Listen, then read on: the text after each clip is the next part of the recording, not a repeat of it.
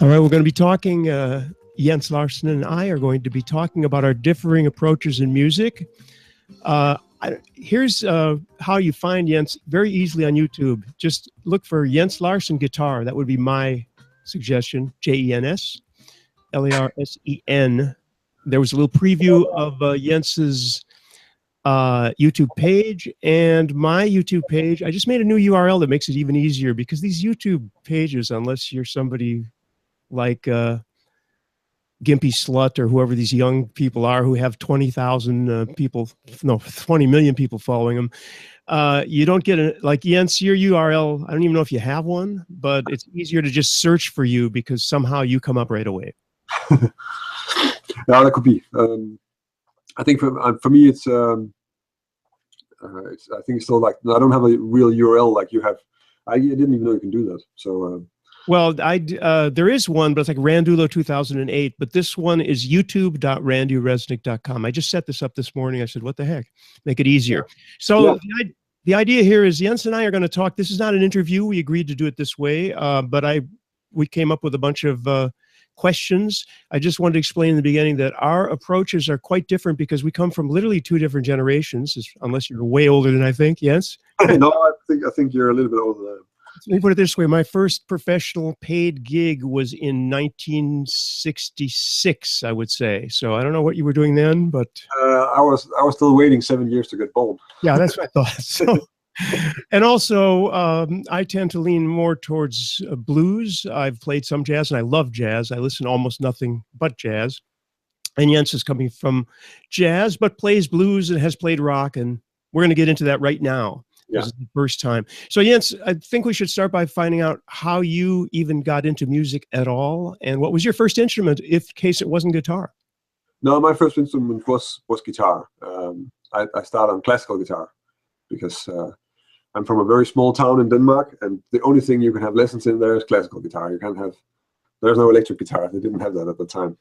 So that's what I started with. And actually, the weird thing is the main reason for me starting to play guitar in the first place was that when I was 12, my best friend had guitar lessons. And that meant that I couldn't play with him on Thursdays.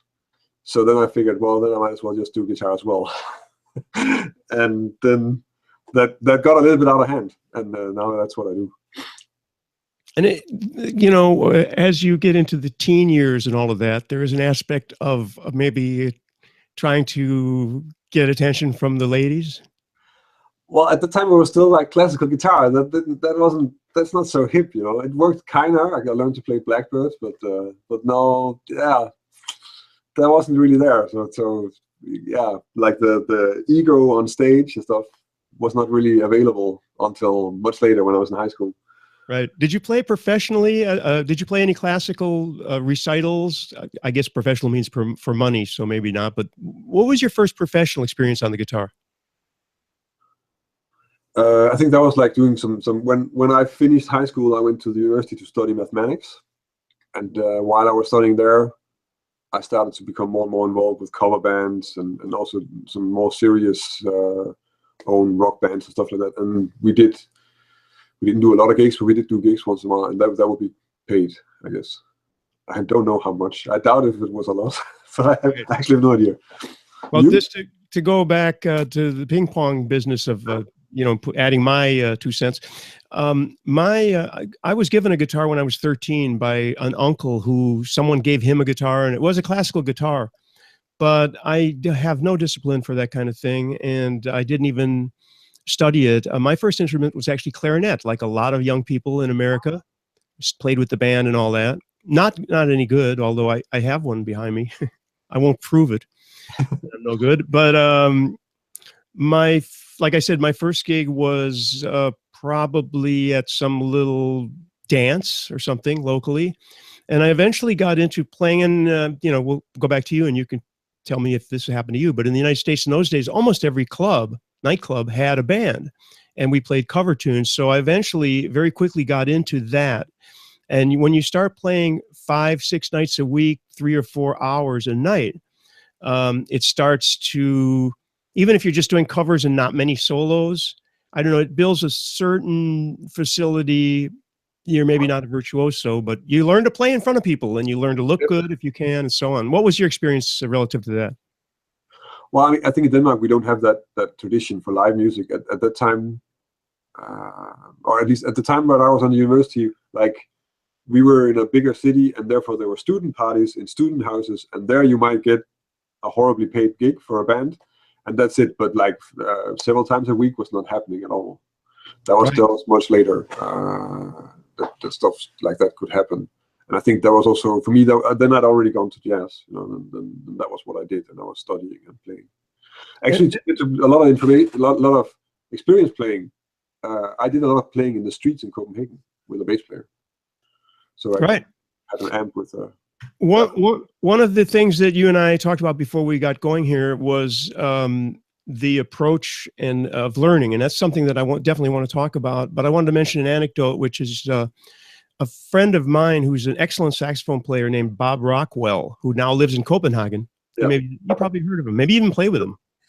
Yeah, I think so once. Great player, and he's from Minneapolis, and so am I. And we were talking once, years and years ago, and he went out. What made his career what made him get chops and get experience was that in those days, Las Vegas had bands, and all the jazz guys played in those bands. Not that they got to solo that much; it was all reading charts. Yeah, that is what formed his experience in his career. After I was playing in clubs, then I had a little part of military service and did more playing. And then I moved out to California, and we'll get into that more later as you and I go back and forth here. But point is that to get good at something, you have to have experience. And it's said like 10,000 hours, blah, blah, blah, so on. Some people are more gifted than others. But what I wanted to get into here a little bit today is how you're now preparing. First of all, what did you do in the early days to learn guitar, especially the kind of guitar you're playing now? So you did a little rock and stuff, but getting into jazz, what was your methodology for practicing? Did you have lessons and then have things you had to do, or did you have a book, or what? Well, I mean, for me, at the time when I suddenly realized, okay, I wanted to play jazz, I'd figured out that I wanted to play music that was about communication within the band also. That was an improvisation. Those were two sort of important things for me. And then I basically just took as many lessons as I possibly could. So yeah, I had lessons with actually quite good teachers. I learned quite a lot from, and then just made sure that I could. I mean, you need to practice, and of course I practiced as much as I could. I didn't do anything else than play guitar because I was an unemployed mathematician. So I spent my whole time playing guitar, and then play as much. Like we went to the street to play with me and a bass player, simply to learn, because it's the same. You wanna make the miles, and you don't want to solo all the time. It's not like that. You just want to play as much music as you possibly can and get as good at it as you possibly can. And since we couldn't get any gigs, we just played in the street, which actually at the time paid quite well also. So and I built a whole, like in the beginning we could do 3 tunes, and in the end we could do 50, after 2 years or so. And that means also solving all the real problems you run into about playing together. And for me, it was like playing the themes with chords and stuff like that. All the stuff that you need to do in that setting. And I think that mentality, you must have that too. Also, like at some point, the important thing is just that you play music, and then because you just like playing music, sometimes it's a little bit secondary what you're playing, as long as you get to play and you learn something new, and you learn some more music, and you get to see other people and play with them, and that is actually more important than what kind of music you're playing. A little bit. I still have that for a big part, actually. I couldn't agree more. One of the things that I learned very quickly when I went out to Los Angeles, I know this is true of New York, less true of places like Minneapolis, where I grew up. But in Los Angeles, for example, a lot of jazz players and a lot of legitimate players had practice bands. So they would go and just play at somebody's garage or something once a week. And that's very hard well, let me put it this way. In France, I was going to say Europe, but to my knowledge, in France, it's something that's not easy to do for several reasons. First of all, not that many people have garages here in Europe. It's a different culture. If you live out in the country, I guess you do, maybe. But it's unfortunate. This mentality of how much is this going to pay? Otherwise, I'm not going to play. In this particular case, when people would go to these practice bands, you'd have really good players. And, they'd either have charts or it would be maybe rhythm and blues stuff that didn't necessarily need charts. But this is another way. So you're playing with all different people and you don't know them. Because when you're playing in your little niche, small town, that's great. But it's less of an exposure thing, so you get less experience. So we should mention your band, by the way, because I don't know how long has that been going on, and pronounce it for me because I'm not sure. My band, because my band it's a jazz quartet, and it's called Trapping, which is Danish for wooden leg or peg leg, and that's been going on since. Why? Because you play in 7 a lot, or? Well, actually, we only have like 3 songs in 7, I think. But no, I think actually we called that because we're 2 Danish people in the band, and one of the Dutch guys who's also in the band heard us talking in Danish about a guy with that and thought it was a funny word, and we needed a band name. We actually already recorded a CD and we just didn't have a name for the band. That's a little bit how that came about. But I think you're right. I mean, the whole practice band thing is something it's disappeared a little bit out of my life. Also, it's difficult to really get it together. I think both my girlfriend is a bass player, so we both are conscious of this and that you try and get that.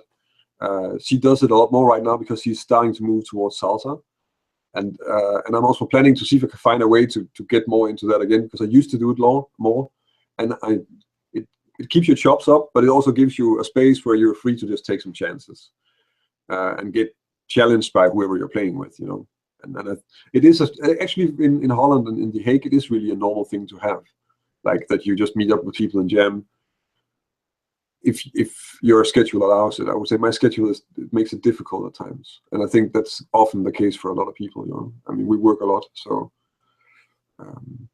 it can be difficult for that reason. I think that's actually the main reason, I think, for us, not so much the lack of garages and stuff like that. Well, there's also the lack of people's availability. I'm lucky because I don't work anymore, so I don't have to work, so I can play whenever I want.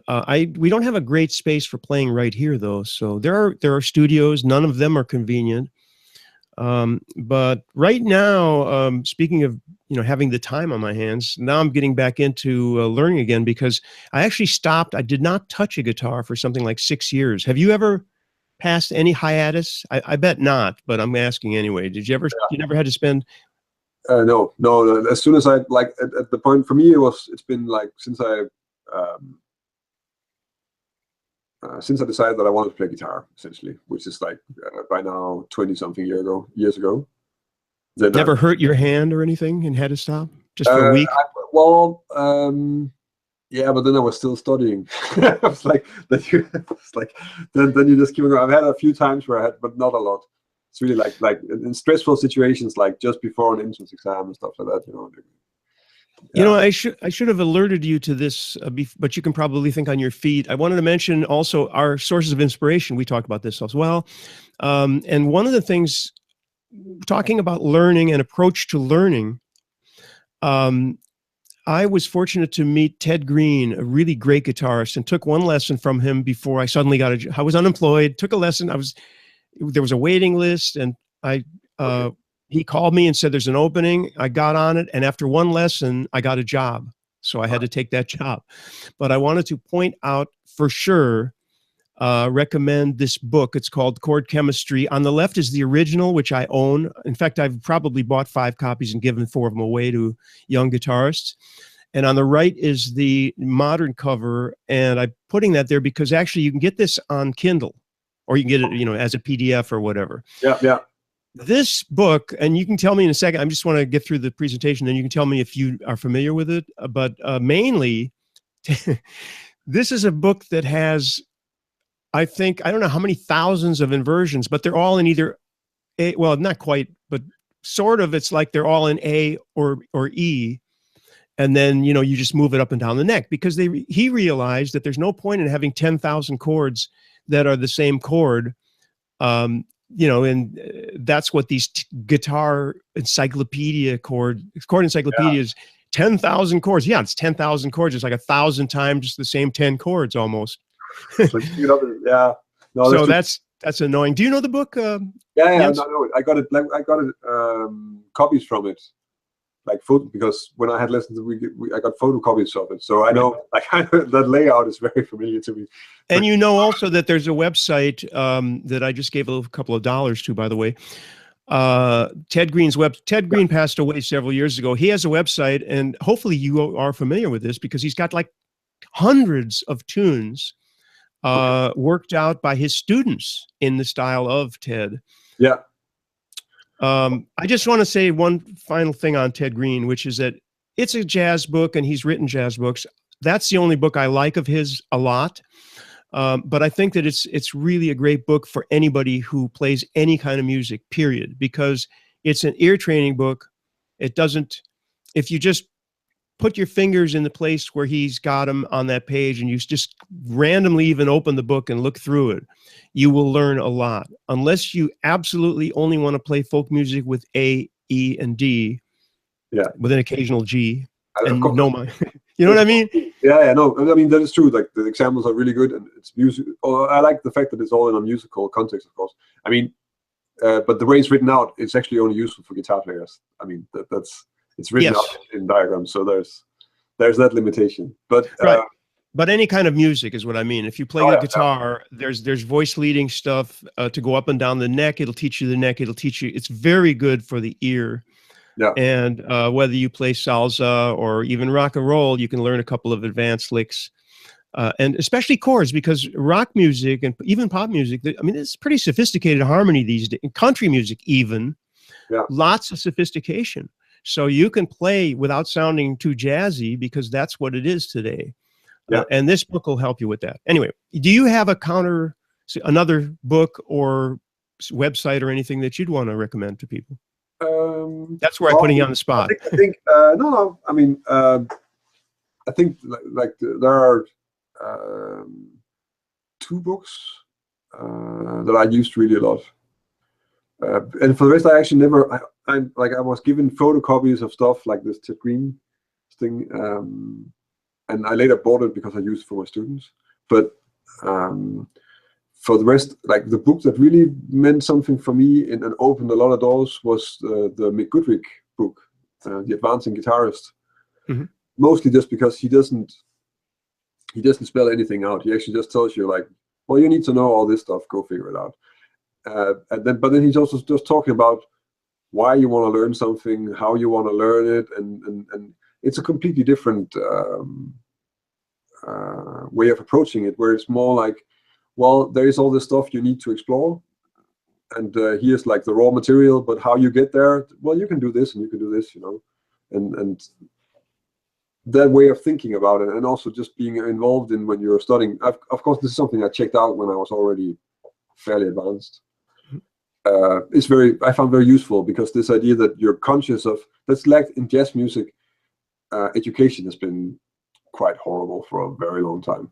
And this idea that you actually can think about all sorts of topics and all sorts of aspects of playing, like swing feel and timing and stuff like that, which was, at least when I started, I've still met people who were sort of referring to that as if it's magic, and it's like you have it or you don't have it, which is crap, to be honest, because it's just like, well, you can learn everything, you know, if you sit down and try and learn it, but you need to figure out how to work on it, and you need to first figure out what it is, and then you can work on it. And I think that book really opened a lot of doors for me in that respect. And also just because he lists all the types of chords that you want to learn, but not how to play them.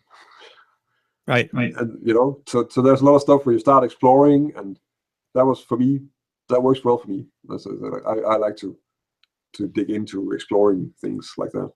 And it's obvious that I'm hearing a little bit of echo, so that's why I'm hesitating. Oh, can you mute for a second? Yeah. while I'm talking. So I just wanted to make it as we would say, the elephant in the room, which is your YouTube. Here's a quick look at it. But as I said, I'm going to give that again because, in fact, Jens, the reason you came to my attention is because you got hundreds of lessons. There's 301 videos. Are those all lessons, or are those? No. By now, it's gotten completely out of hand with making videos. So I still only make one lesson a week. So about half of them are lessons, I think. And what you're doing something on Instagram too, and give us your Instagram name and all that as well. My Instagram name is my name, so Jens Larsen Jazz. That's just Instagram / Jens Larsen Jazz. Well, yeah, but that's a similar thing. Instagram. It's a place where you can only post. When I started, you could only post 15 seconds, and now you can post a minute. And actually, with a minute, as you know, you can make an entire lesson because you made 1 minute lessons at some point. Right. And that's what I do with that. Sometimes I'll just make small examples of chord voicings or lines, and then so that's very sort of compact and it's a fun place for that actually. And for the rest, it's just also just a place to reach a lot of people. Instagram is not banned. I think like Facebook and YouTube is not that available in China and Iran. I'm not sure. I get the impression because I can reach those people with Instagram and they contact me, but they don't really know what's going on YouTube or on other places. So yeah, so for that it's also sort of useful. You can reach some other people that you would normally reach, I guess. It's interesting. I didn't have the energy. I went on Instagram for a little while, but I just didn't have the energy. And I was under the impression, and you kind of proved the contrary, but I was under the impression that it was all stars and, people taking selfies and all that. Obviously, you are the counterexample of that because you're doing useful stuff, and that's interesting. But I personally don't have too much of the energy. I wanted to mention also, speaking of YouTube and your great, really good lesson channel, it's amazing, because when I came up, obviously the only way to learn was to take a record and play it at 33 or something like that, or take a tape. We didn't have any electronic stuff to slow down riffs. And now, of course, you could have Audacity or something and just play it at any speed you want and keep the same tone. There are devices that do this too. But more important than that, when I started playing bass a few years ago, I discovered that there are probably 50 super good bass players on YouTube giving free lessons, kind of like what you're doing, and there's these series of lessons. And then there's schools. I don't know if you're into this, or you could be doing it, or maybe you've heard of it. There are a couple of, that Heike, the classical guitarist, whose name escapes me now, you may know who I'm talking about. I think so. She's on Staccato, is that it? Okay, yeah, I know who it is, but I don't know what she does exactly. But I know there are a lot of people who also have like these sort of membership subscription services where you get lessons. Right. But this is different. I took bass lessons from a guy, a world-class bass player, whose name I can't remember all of a sudden. But he's great, and you would have heard of him. It's off the top of my head. But what I was going to say is these are schools that have like one guy or one woman who's teaching one particular instrument. This guy was the bass, and I think she's doing classical. So these are videos.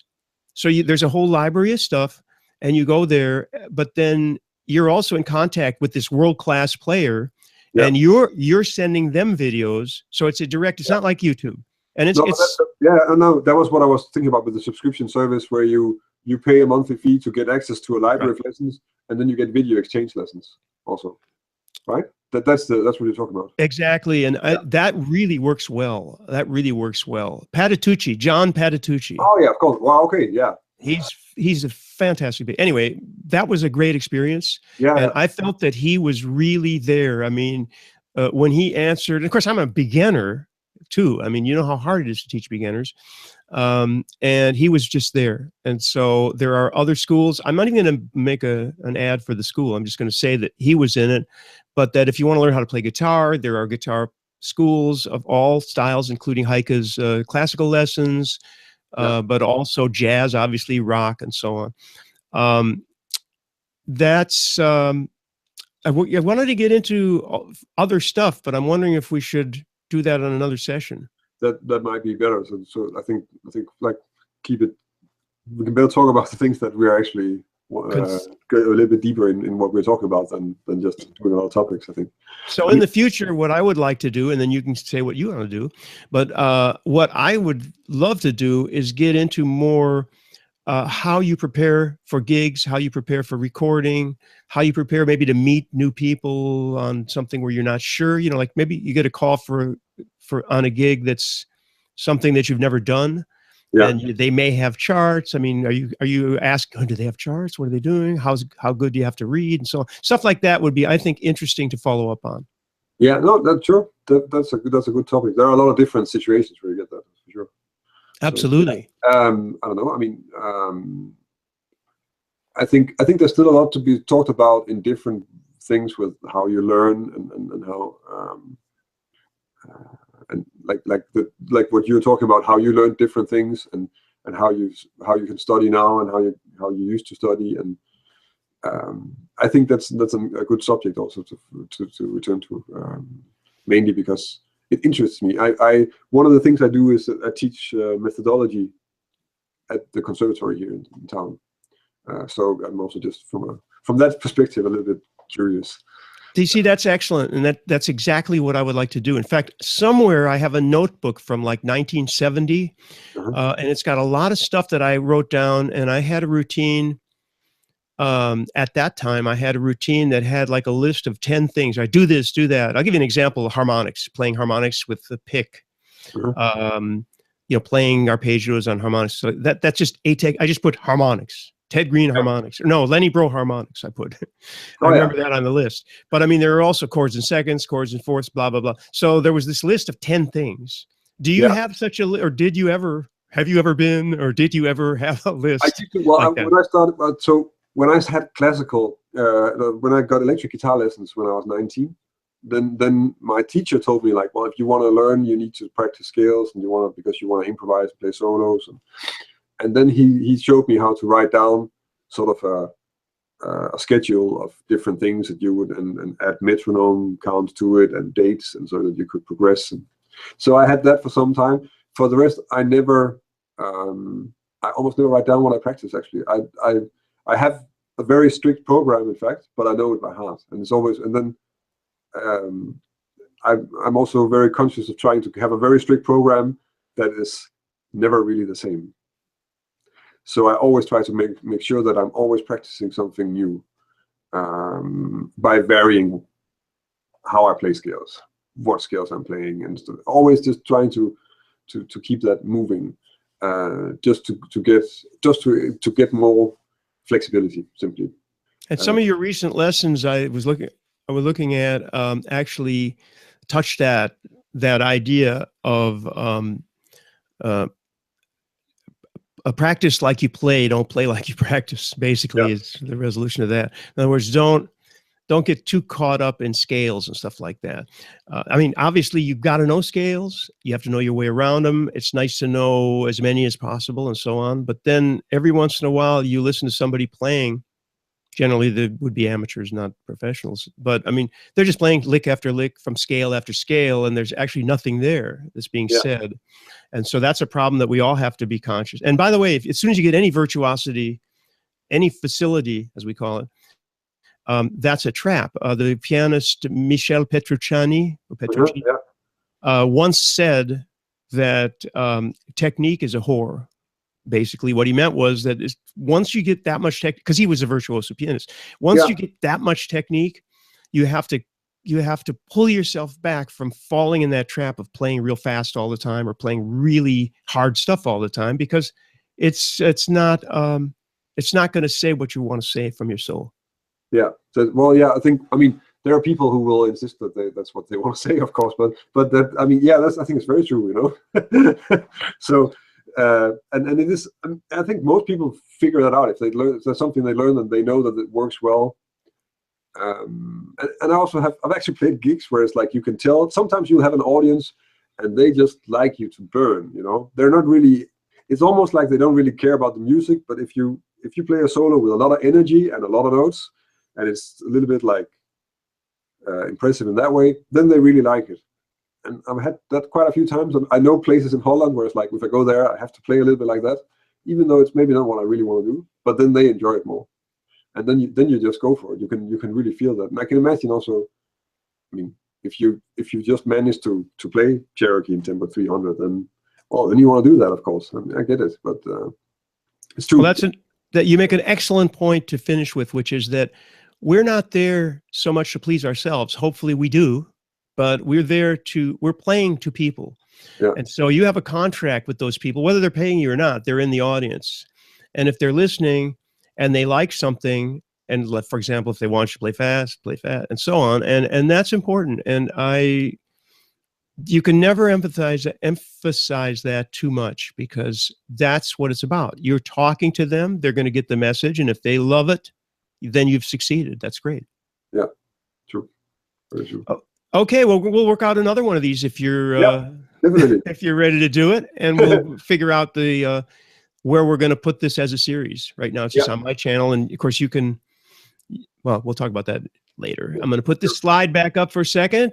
Jens Larsen, you can look him up. You can look me up, randyresnick.com.